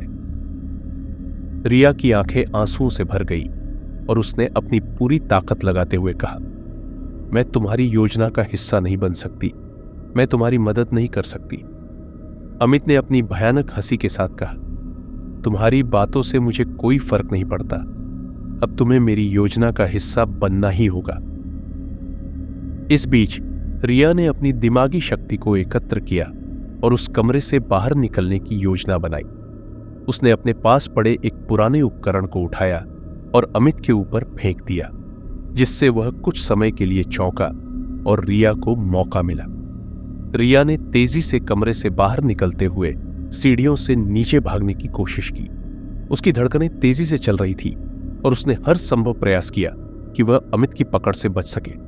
उसने कैफे के बाहर जाकर अपनी कार में बैठने का प्रयास किया और गाड़ी स्टार्ट की। रिया ने तेजी से गाड़ी को कैफे के बाहर से निकालते हुए और सड़कों पर भागने की कोशिश की। उसके दिल की धड़कनें अब भी तेजी से चल रही थीं और उसके दिमाग में केवल एक ही विचार था कि वह अमित के जाल से बाहर निकल सके। गाड़ी को सुरक्षित स्थान पर पहुंचाकर रिया ने तुरंत पुलिस को फोन किया और अपनी आपबीती बताई। पुलिस ने त्वरित कार्रवाई करते हुए कैफे की ओर रवाना किया और अमित की खोज शुरू की। रिया ने राहत की सांस ली जब पुलिस ने कैफे की जांच की और अमित को गिरफ्तार किया। यह जानकर उसे थोड़ा सुकून मिला कि अब वह सुरक्षित थी। इस भयानक अनुभव के बाद रिया ने अपनी सुरक्षा को प्राथमिकता दी और अपने दोस्तों और परिवार के साथ अपने अनुभव को साझा किया। उसने महसूस किया कि उसने एक खतरनाक स्थिति से बाहर निकलने में अपनी ताकत और साहस का परिचय दिया।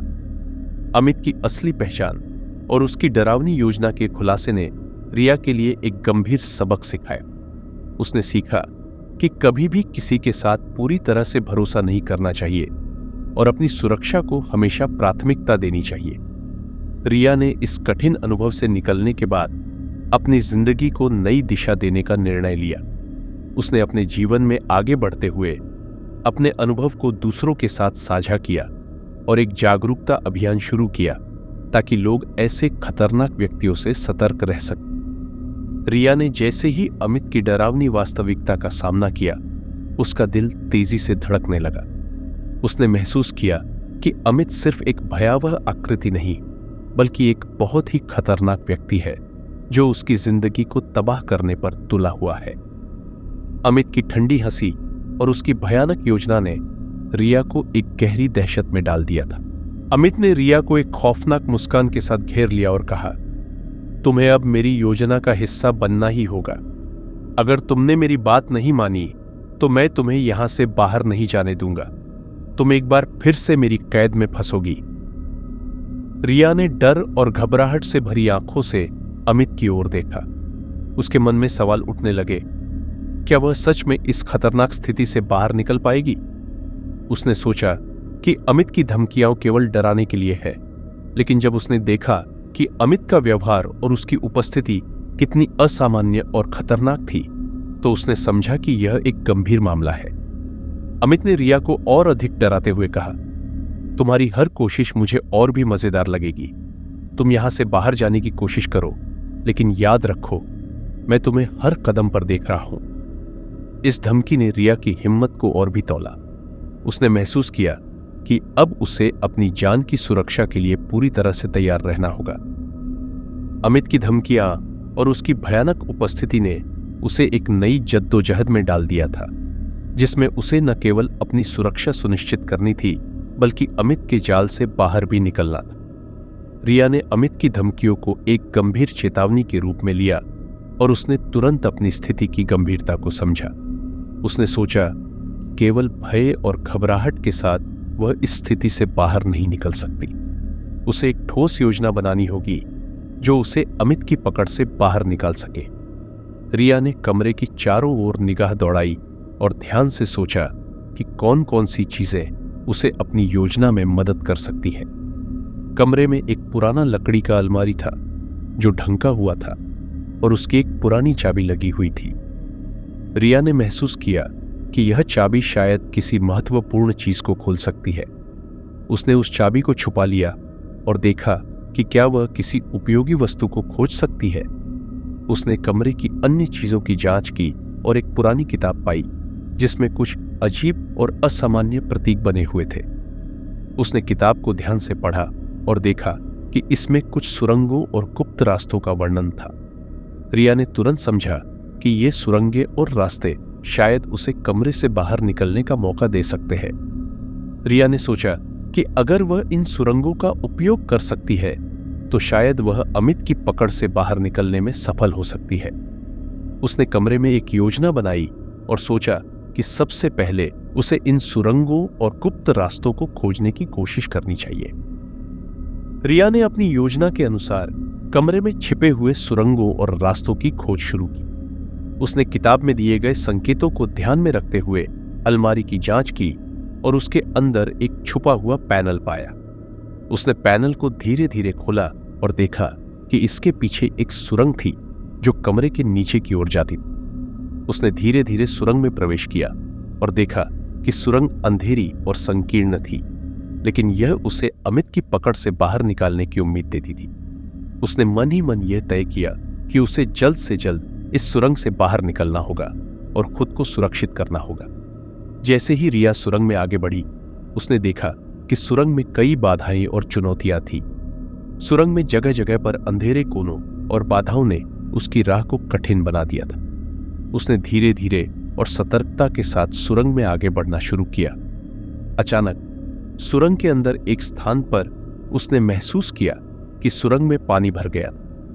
पानी की गहराई बढ़ती जा रही थी और उसे अपने रास्ते पर ध्यान केंद्रित करना मुश्किल हो रहा था। रिया ने सोचा कि उसे जल्दी से सुरंग के एक सुरक्षित स्थान पर पहुंचने की कोशिश करनी चाहिए, वरना पानी उसके रास्ते को पूरी तरह से बंद कर देगा। रिया ने पानी के अंदर से बाहर निकलने की पूरी कोशिश की और देखा कि पानी की ऊंचाई धीरे धीरे घट रही थी। उसने सतर्कता से और तेजी से सुरंग को पार किया और एक छोटे से प्रकाश के स्रोत को देखा जो उसे उम्मीद की किरण प्रदान कर रहा था। जब वह अंततः सुरंग से बाहर आई तो उसने देखा कि वह एक पुराने और सुनसान घर के पिछवाड़े में थी। वह घर एक घने जंगल के बीच स्थित था और वहां से बाहर निकलने का कोई स्पष्ट रास्ता नहीं था। लेकिन रिया को यह महसूस हुआ कि उसने अमित की पकड़ से बाहर निकलने में महत्वपूर्ण कदम उठाया है। उसने तत्काल अपने फोन को चेक किया और देखा कि उसकी बैटरी लगभग खत्म हो रही थी। उसने सोचा कि उसे जल्द से जल्द मदद की जरूरत है। उसने आसपास की स्थिति का आकलन किया और एक दिशा तय की जो उसे सबसे निकटतम गांव या शहर की ओर ले जा सके। रिया ने तेजी से उस दिशा में चलना शुरू किया और रास्ते में आने वाली बाधाओं को पार करते हुए उसने देखा कि अंधेरा बढ़ता जा रहा था। उसे सतर्क रहना पड़ा और हर कदम पर सावधानी बरतनी पड़ी। जंगल की गहराई और अंधेरे ने उसकी राह को और कठिन बना दिया था। अंततः रिया ने एक छोटे से गांव का संकेत देखा और उसने राहत की सांस ली। उसने गांव की ओर बढ़ते हुए अपने फोन का उपयोग करके पुलिस को कॉल किया और अपनी स्थिति के बारे में जानकारी दी। पुलिस ने त्वरित कार्रवाई की और रिया को सुरक्षित स्थान पर ले जाने के लिए मदद भेजी। रिया ने अपनी साहसिकता और जिज्ञासा के साथ अमित की पकड़ से बाहर निकलने की सफल कोशिश की। उसके संघर्ष और भागने के प्रयास ने उसे एक नई दिशा और सुरक्षा का रास्ता प्रदान किया। पुलिस ने उसे बचाया और उसे एक सुरक्षित स्थान पर पहुंचाया। इस भयानक अनुभव के बाद रिया ने अपनी जिंदगी को एक नई दिशा देने का निर्णय लिया। उसने अपने अनुभवों को साझा किया और दूसरों को सतर्क रहने के लिए प्रेरित किया। उसकी साहसिकता और संघर्ष ने उसे एक नई ऊर्जा और आत्मविश्वास प्रदान किया और उसने अपने जीवन को नए सिरे से जीने की ठानी। अमित की असली पहचान और उसकी योजना का सामना करने के बाद रिया ने अपने जीवन को फिर से संजोया और एक नई शुरुआत की। उसने सीखा कि कभी भी किसी के साथ पूरी तरह से भरोसा नहीं करना चाहिए और अपनी सुरक्षा को हमेशा प्राथमिकता देनी चाहिए। रिया ने जंगल में अपनी राह खोजते हुए गांव की ओर बढ़ना जारी रखा। अंधेरे में रास्ते ढूंढना कठिन था, लेकिन उसकी उम्मीद थी कि गांव की ओर बढ़ते हुए वह सुरक्षा प्राप्त कर सकेगी। उसकी थकी हुई आंखें और शरीर ने इस लंबे और कठिन संघर्ष का सामना किया, लेकिन उसकी हिम्मत और साहस ने उसे आगे बढ़ने में मदद की। तभी अचानक रिया को एक अजीब सी आवाज सुनाई दी। उसने कान लगाकर सुनी और महसूस किया कि वह वही भयावह हंसी थी जिसे उसने पहले अमित से सुनी थी। उसका दिल तेजी से धड़कने लगा और उसने समझा कि अमित ने उसे ढूंढ लिया है। अमित, जो अपने अदृश्य और खतरनाक रूप के साथ जंगल में छिपा हुआ था, ने रिया को पकड़ने के लिए पूरी योजना बनाई थी। उसने अपने खतरनाक कौशल का उपयोग करके जंगल में छुपे रहकर रिया का पीछा किया था। जैसे ही रिया ने अमित की उपस्थिति का आभास किया, उसने समझा कि उसे अपनी सारी ताकत और बुद्धिमत्ता का उपयोग करना होगा। अमित ने रिया को नजदीक आते हुए देखा और उसकी ओर बढ़ने लगा। उसने रिया को एक बार फिर से धमकाया, रिया, तुम भाग नहीं सकती, तुम्हें मेरी पकड़ में आना ही होगा। रिया ने देखा कि अमित धीरे धीरे उसकी ओर बढ़ रहा था और उसने अपने कदम तेज किए। उसने सोचा कि अगर वह अभी भी अपने साहस और बुद्धिमत्ता का उपयोग नहीं करेगी तो वह अमित की पकड़ में आ जाएगी। रिया ने अपनी पूरी ताकत और सजगता का उपयोग करते हुए जंगल में इधर उधर दौड़ना शुरू किया। उसने महसूस किया कि अमित की मौजूदगी उसके ठीक पीछे थी और उसे अब एक ठोस योजना बनानी होगी। उसने देखा कि जंगल में कई अजीब और खतरनाक वस्तुएं थीं, जैसे कि तेजधार झाड़ियां और खड़ी चट्टानें। रिया ने अपनी योजना के अनुसार एक सुरक्षात्मक छिपने की जगह खोजी। उसने एक घने झाड़े के नीचे छिपकर अपने आसपास की स्थिति का आकलन किया। अमित की आवाज धीरे धीरे करीब आती जा रही थी और रिया ने सोचा कि यह सही समय है कि वह अपनी रणनीति पर काम करे। रिया ने आसपास की वस्तुओं का उपयोग करके एक लघु मार्ग की योजना बनाई। उसने जंगल की शाखाओं और पत्थरों का उपयोग करके एक अस्थायी बाधा बनाई जो अमित को उसकी ओर बढ़ने से रोकेगी।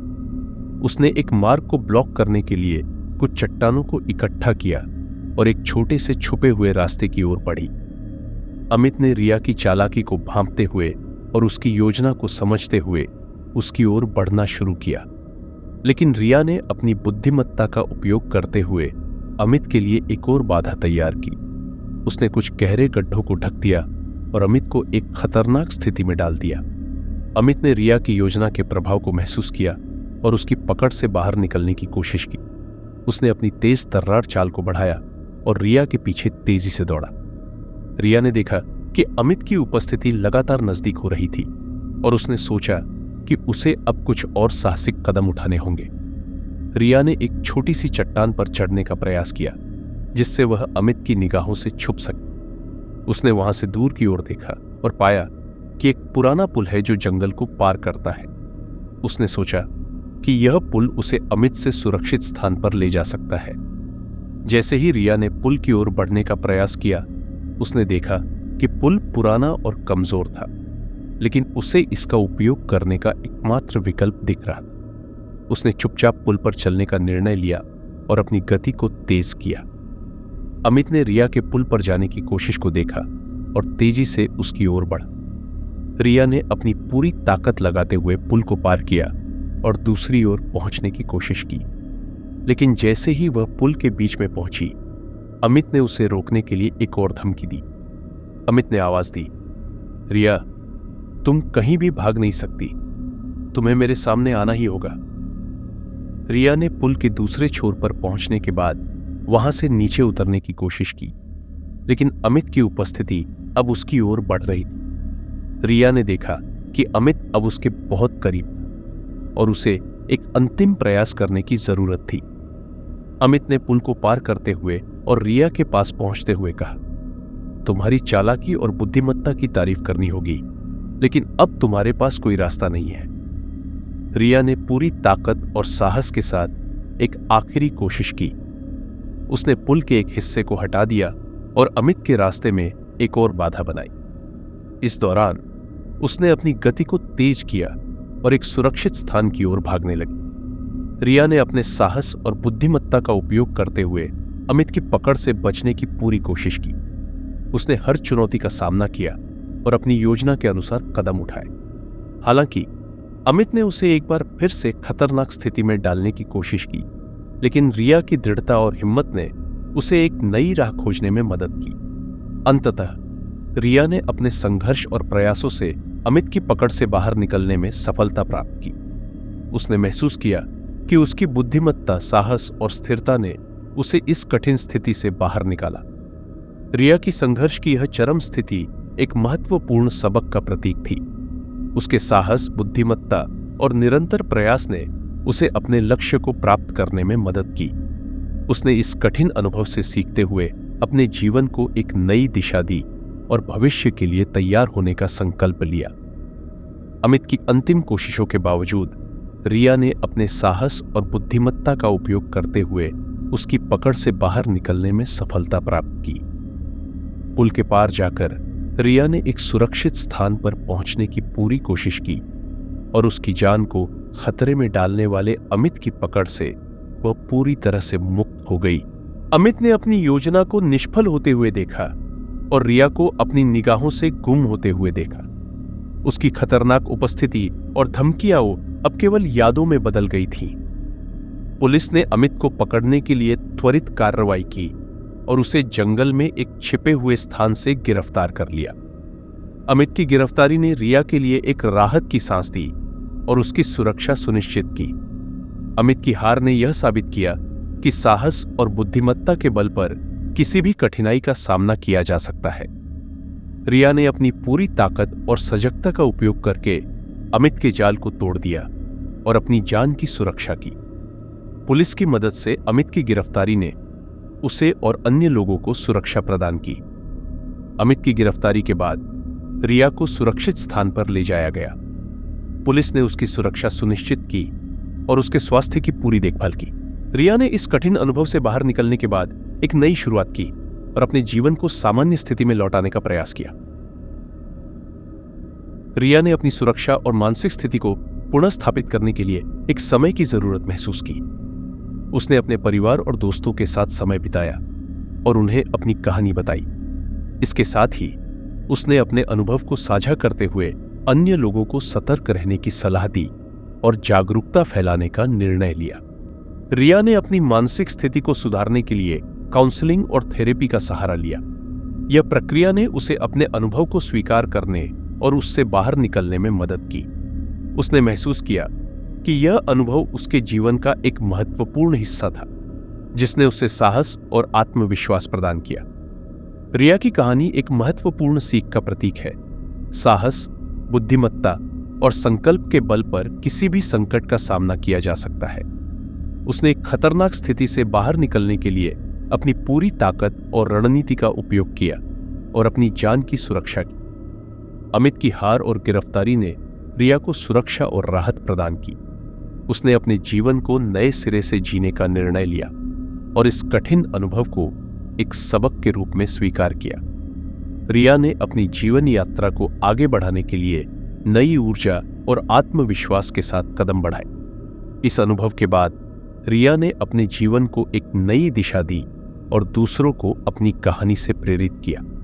उसने यह समझा कि कभी भी किसी पर पूरी तरह से भरोसा नहीं करना चाहिए और अपनी सुरक्षा को हमेशा प्राथमिकता देनी चाहिए।